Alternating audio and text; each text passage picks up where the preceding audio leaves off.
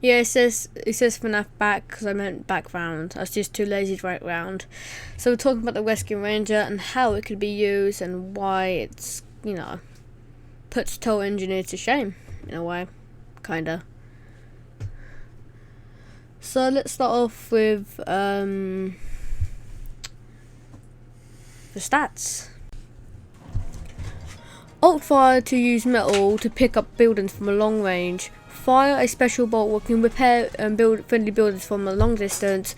A minus 34 clip size, 50 minus max primary ammo on wear, self marked when you're picking up buildings from a distance.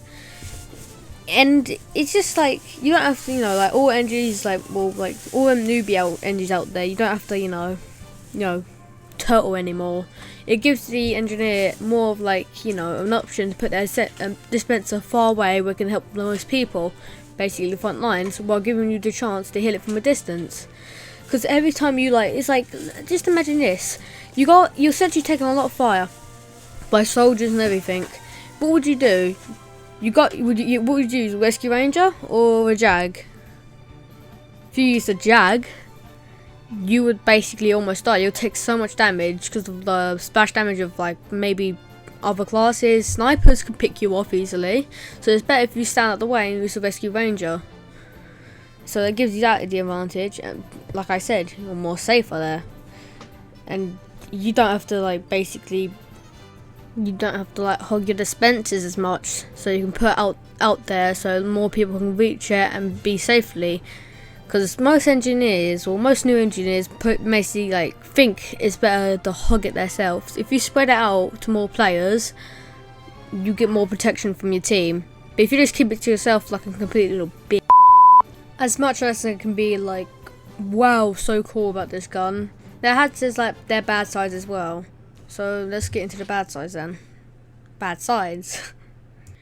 You get no protection because it's so far away. And plus, fire damage. When a soldier getting fire damage on 1 health, he could save you, but he dies because you're hogging the dispenser. But if you just spread the dispenser out for once in your life, you could save so many people in that time. With sentry placement, you can do so much damage from that. Every weapon has their downsides. I mean, maybe not stock, but a minus 34 clip size, minus 50% max primary ammo on wear, self-marked on death on a building pickup. So basically, a self-mark means, a death mark means, I think it is, you get mini-quitted every time you pick up a building, basically. And when you place it down again, it'll probably last for a second or two, and then it'll go. The minus 50 max primary ammo means there's less ammo in the clip, or there's less ammo to reload. There's 15 volts and 16 volts, but the 34 minus ammo, basically you cannot shoot 6. A shotgun shoots 6 bullets and before it runs out, but this means I only can shoot 4. Which is a fair trade-off to me, because you're sacrificing turtling for much better playstyle for your team and for you to get better at the game.